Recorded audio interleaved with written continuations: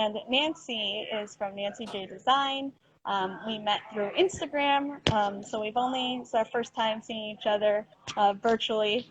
And Nancy focuses on branding, visual design, and packaging. So we will be talking about packaging today.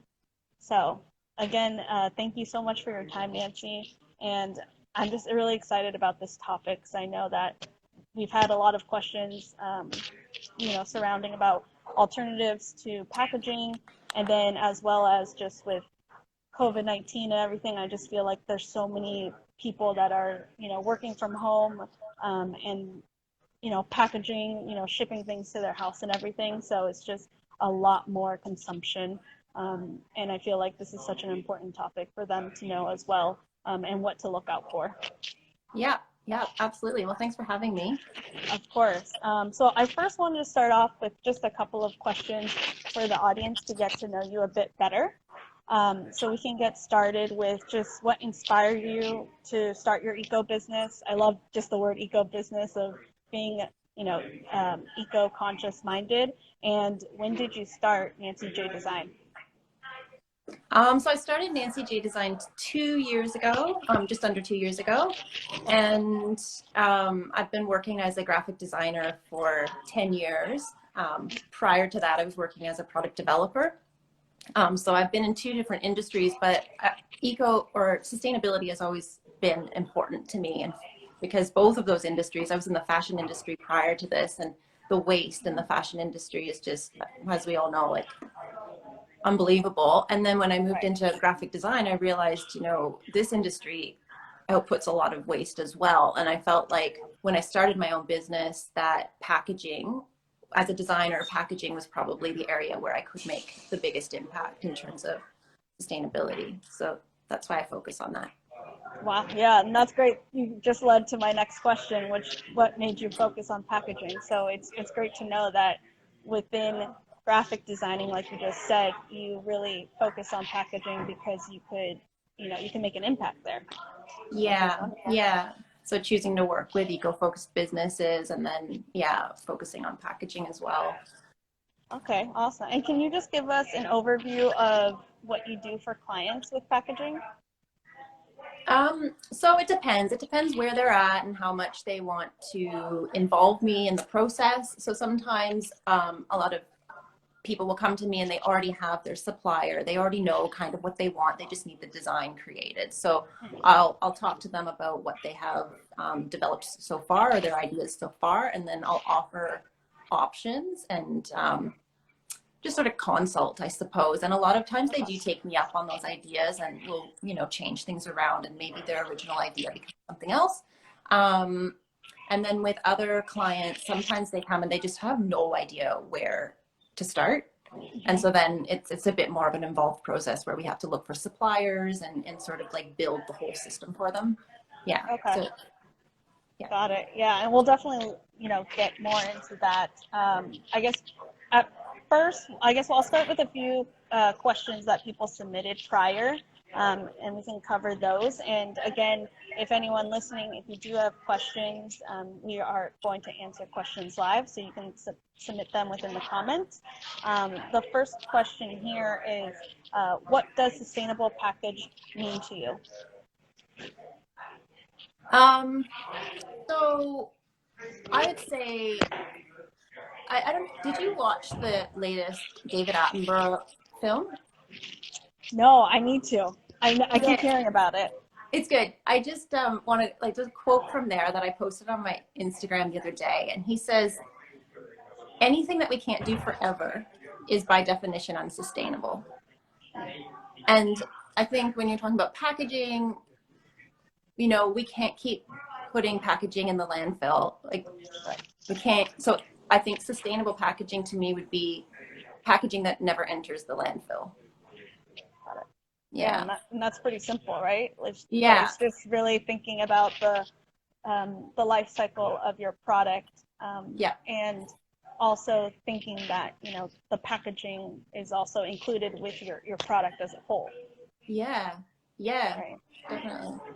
And so that definitely does make sense. I know it's easier to say than do. with Yeah. packaging.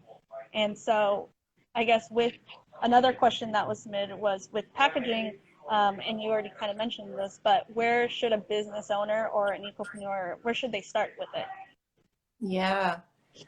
And, It's like, we're talking about packaging and I'm a designer, so I'm just like one part of the process. But I right. think when you're talking about sustainability in any industry, but especially packaging, it's part of a whole system. So how do I explain this? So I think at the moment, like our current packaging, for the most part, like it's changing quite quickly, but for the most part, it's a linear system. Like we create the packaging from raw materials and then design it and then dispose of it. And it's just this linear system, and we're not really paying enough attention to how it's disposed of. Right. So, I guess as a business owner starting out, it's like thinking about the full cycle of your packaging. What's going to happen to it when your consumer, because packaging has a very short life cycle.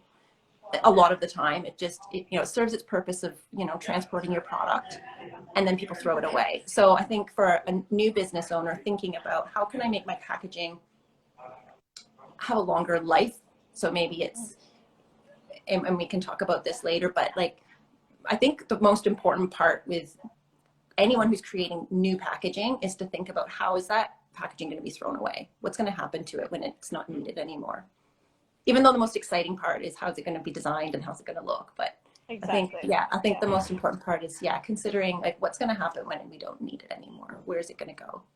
Yeah. And I definitely understand, with consumerism and everything, I just feel like there's way more of an important part with packaging, like you said, the design and maybe like the way that it's getting shipped and kind of like the revealing of the product, and instead of thinking about packaging as what else can it do after it is unwrapped, Yeah. per se. And so are there any just tips that you have worked with your clients, or anything like that, that is what can businesses do with their packaging afterwards? Yeah. So I focus on three things. There's three possible outcomes for Okay. packaging, given like the technology that we have and the resources that we have right now. So I would say either make your packaging serve a second use, Mm-hmm. make your packaging recyclable, or make your packaging biodegradable, like compostable. So those would be the three options to sort of create that circular cycle where the packaging is never going to landfill. It's either decomposing, being turned into something else, or being used as something else. Okay. And Yeah. do you have any examples of the second use? So I'm currently working with someone who, she hasn't launched her product yet, so I can't say too much, but it's a food product, and originally she wanted it to be in a container that was recyclable. And then after exploring some options and costing, we came up with the idea of putting it in a tin so that the tin could be used as a storage container. And I mean, that's not a new concept or anything, like lots of people do that, but just by making that something that people aren't going to just throw away, Mm-hmm. is, Exactly. extending the life of the product. Yeah, and that is great, even if it's as simple as a storage container, which that also reminds me of, I just got delivered cookies when it was my birthday in May, but it was in a very nice tin container that all the cookies came in, and I store like business cards or I store other things. And of course, none of that went to the landfill. So Yeah. just thinking about what your product is coming wrapped in um, is a great way of trying to figure out what's the second use. And like you said, it could be as simple as just a storage container that's Yeah. very nicely designed, right? And there's lots more creative ideas. Like if you want to get really creative about it, I was at a bar once and they had coasters, and the coasters were business cards. So like Oh, designed to be the coasters, but then designed for you to take it. And it was really creatively designed. So it was something that people would want to keep. I love that. Yeah, that's so Yeah. creative. Yeah. That's There's very lots of nice. really cool ideas out there. And I was just reading about biodegradable packaging and just some articles about how that is also some, I guess some options could be plastic biodegradable. I don't know if you know the difference, if you can cover that. Yeah, it's a really complicated subject, Yeah. actually. And yeah, I think also going back to your question about where to start as an Mhm. ecopreneur is educating yourself, because there's a lot of miscommunication out there. And I think that because sustainability is becoming more like, consumers are demanding it, so businesses are trying to include that. Suppliers are the same. So like, you know, packaging suppliers and material suppliers are coming up with green lines of materials, but really need to know what it is that they're selling, because sometimes they're not actually biodegradable. Like, I'm not sure about in the States, but here there's terms like degradable, biodegradable, compostable, and they all mean different things, but they're marketed as being green. And I think that's really misleading. Yeah, so we're talking also about some greenwashing as well of Yeah. companies, you know, labeling their product a certain way, and you know, it is false advertising. So, Yeah. is there ways that you look at different packaging and can tell? I know you said more of like vague words, right? Are there other Yeah. ways? I think in general, like, if something is compostable, then that's what you're looking for. If something says it's degradable, then that means that it's not biodegradable. It's never it's degradable, so it will break down to a certain point. Okay. But But, yeah. that's not really any better than it being not degradable. And with bioplastics, there's yeah, just doing your research into what is actually a bioplastic that's going to compost in compared to a bioplastic that's made of 50% petroleum. So, you know, you can't put that in your compost because it's going to contaminate it. Yeah. I mean, it's a really complicated topic, because then like you look at, I think it was Coca-Cola, they've come out with these green plastic bottles, and they talk about, you've seen that, yeah. So they talk about why they did that instead of using plastic that fully degrades. And it's because bioplastics at this point in time can't be recycled. So in their minds, they thought it's more convenient for people to be able to put this plastic in the recycling and for it to be able to run through our recycling facilities than to make it biodegradable and not really have the facilities for people to compost it. Mhm. Which is yeah, part of my whole topic about how it's like a whole cycle. Like, our waste management systems need to be in place to make, you know, packaging so we can dispose of it properly and, you know, Right. repurpose it properly and all of that. Yeah. So yeah, definitely for business owners that want to start, you know, with sustainable packaging, definitely educating yourself, because it is definitely a complex situation. Yeah. If definitely, we can also try to list some like credible sources for you on, you know, getting information. Nancy, do you have? I know you have a blog post with sustainable packaging that we can, you know, link this as well. But do you have any other resources that people can go to? I have a downloadable guide for Okay. it's more that guide's more for branding, like finding your foundations for your branding. I have a small checklist, a packaging checklist where, yeah, it just asks a bunch of questions like topics that you should consider when you're creating your packaging. So that's useful, and that's on my website. It's called the Sustainable Minds Handbook. Okay, yeah, Um, that's definitely a great start, and then we can, you know, that's also a whole nother blog post we could write. That's just like, what are the different like seals that people are seeing with sustainable packaging, or like you said, those vague words, and you know, we're tapping mhm. into like more greenwashing now. I guess you did mention something too that brings me up to like another topic of, it's with packaging. There's, you know, within the, oh, what did I say? I said more of like the outer, the shipping box, or the certain material that you are using for like the wrap, and then there is, um, you know, some businesses use like a fill, so to fill the box or anything like that, or the tape that's to enclose the box. So there's definitely different elements within packaging. Do you have any just recommendations? Maybe if it is just kind of avoid the fill or something like that for businesses here? Yeah, definitely. I mean, yeah, there's a lot of waste that happens in the shipping packaging. And I think I read a statistic about, oh, I don't want to quote it because I'm not sure the exact amount. I think it was 60% of packages are wasted space. So when you receive a shipping, like a box, there's 60% of that is just empty space filled with, Yeah. you know, bubble wrap or whatever they're choosing to fill that with. So I think the first suggestion would be to match your shipping containers to the size of the product that you're shipping. Like reduce Yeah, the amount of space. I mean, that's going to save you definitely. money in shipping costs as well.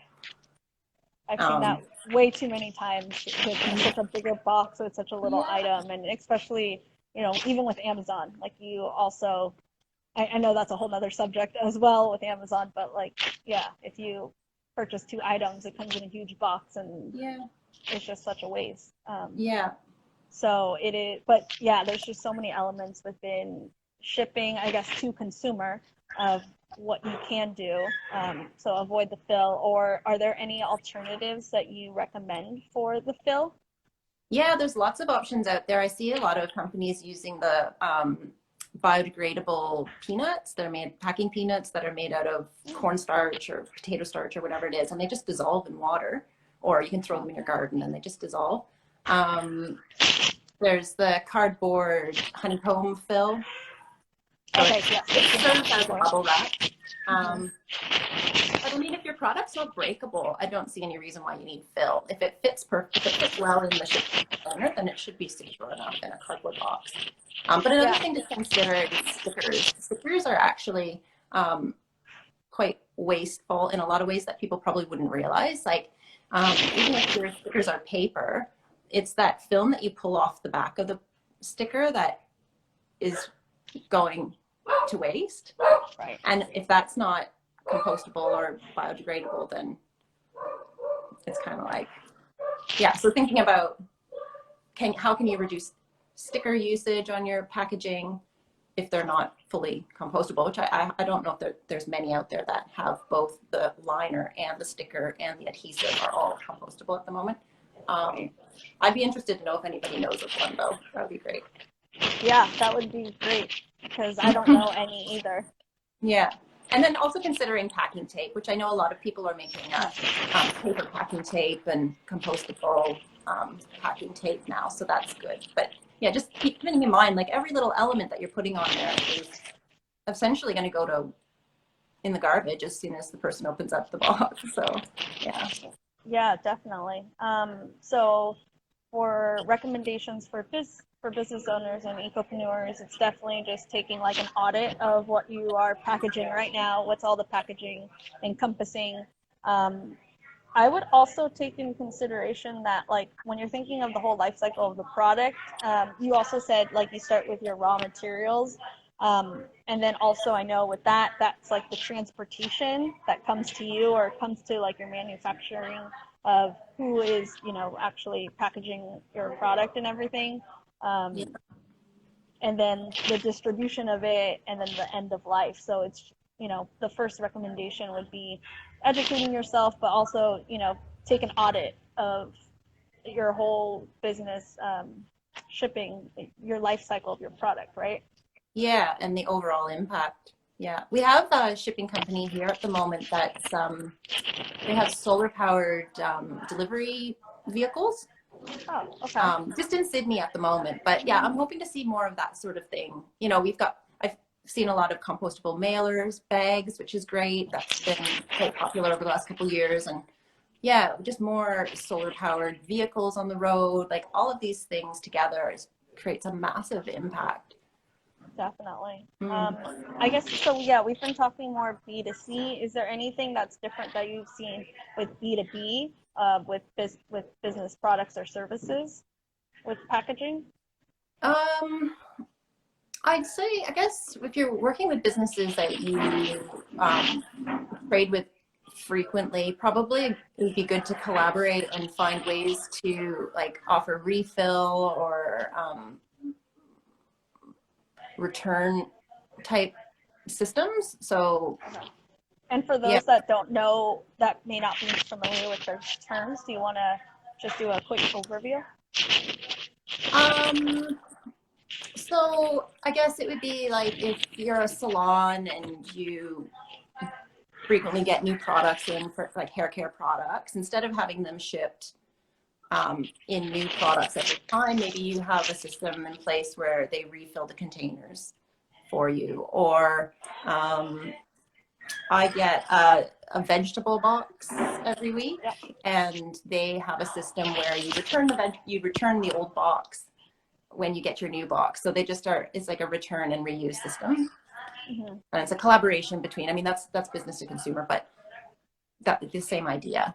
Yeah, but at least in both examples that you just said, both of them, are local.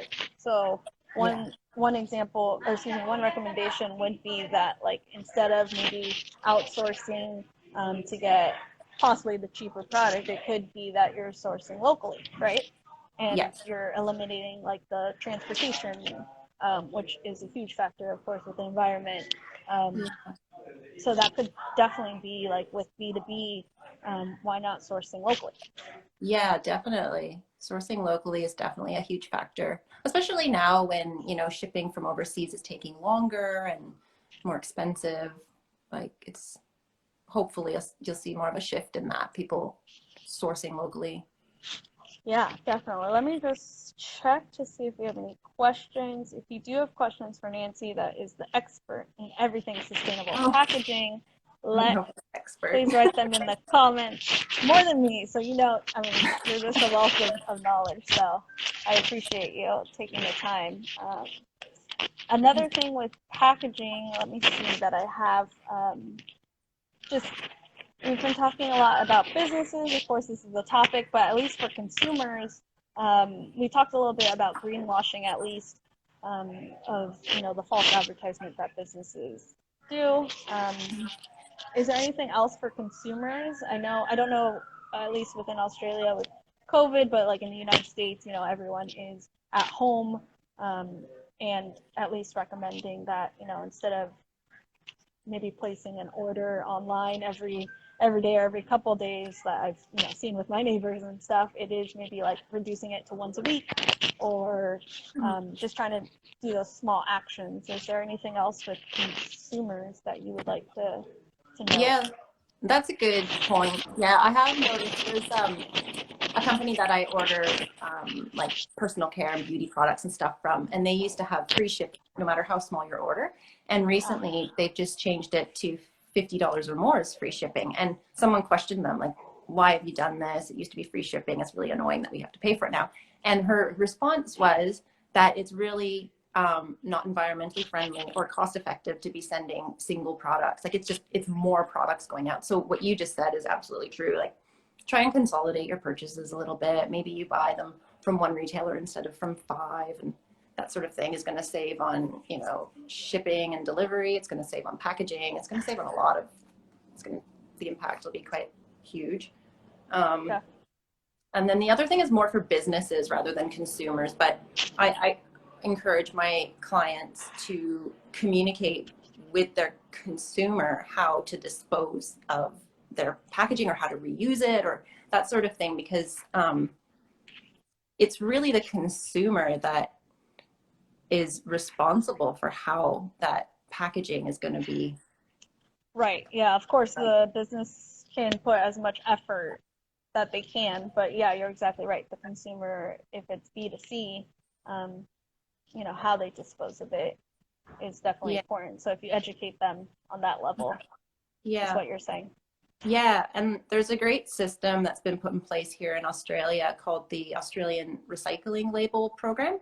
And what they've done, it's this new labeling program that it's mostly food packaging, but it tells you in icons how to separate and dispose of packaging, which is really great because I don't know what it's like in the States, but there's a huge percentage of packaging that is recyclable that's not getting recycled because it's not the right type of plastic or people have put it in the wrong bin or whatever. So by educating consumers how to dispose better, it makes our plastic waste more easy to recycle into new packaging or products or whatever it is. Yeah. So I'm that, trying to remember, is that new within Australia within the last it's couple of relative. years? Yeah, I think it was 2018, but I've actually Okay. only started to see it. Maybe I'm just more aware of it. I don't know, but I've only actually started seeing it like more readily on products in the last year. So, but it's good. Okay. I mean, Yeah. there's replacing the, you know, the symbols for different types of plastic. There's like 6 or 7 of them, and nobody Yeah. really knows what they are. They just see these like this triangle arrows symbol with a number in the middle, and people are like, I don't know, it's recyclable, throw it in the recycling bin. So this program's replacing that Oh, because okay. it just makes more sense to people. Like, just nobody knows what all those numbers mean. Like, if, Exactly. And yeah. what are the symbols now that are replacing the number and the recycling sign? Yeah, so it's basically just the recycling symbol, so the 3 arrows, Okay. the 3 triangular arrows, and then below it, it indicates, it says, so if your package is a container, a wrapper, and a lid, and they're all made of different types of plastic, it'll have 3 icons on there saying recycle this part, recycle the container. We have a program called Red Cycling, which is recycling of soft plastics.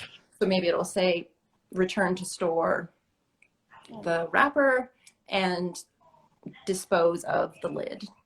So it's telling you which bits are recyclable, how to dispose of them, and which bits are not recyclable that need to go in the landfill. Oh wow. Okay. Yeah, we don't have anything like that here, but Yeah, it's a good that system, I think. yeah, that definitely educates, and I feel like a lot of people would benefit from that. Yeah, but I don't see why like individual companies can't do that on their packaging. You know, if there's not a Right. standardized system, then like there's no reason why you can't just say. I mean, I bought these pens recently. They're the the main part of the pen is cardboard, but then obviously the ink sits in a plastic tube. Right. And they had a little information in there, and you can go to their website to read more about it. And they say when you're ready to dispose of it, make sure that you recycle the cardboard bit and dispose of the plastic bit. Mm, So they're okay. doing it without the standardized labeling. Right, and that's not with like the well, I was gonna say the continent of Australia, but like I'm guessing that's you live in Brisbane, right? Yeah. Yeah. So um, at least like you said, it could be up to that business to put those labels in place and to educate people about them. You don't have to wait for like the state or anything Yeah. like that, the government Yeah. to do that. Yeah. I think Yeah, so.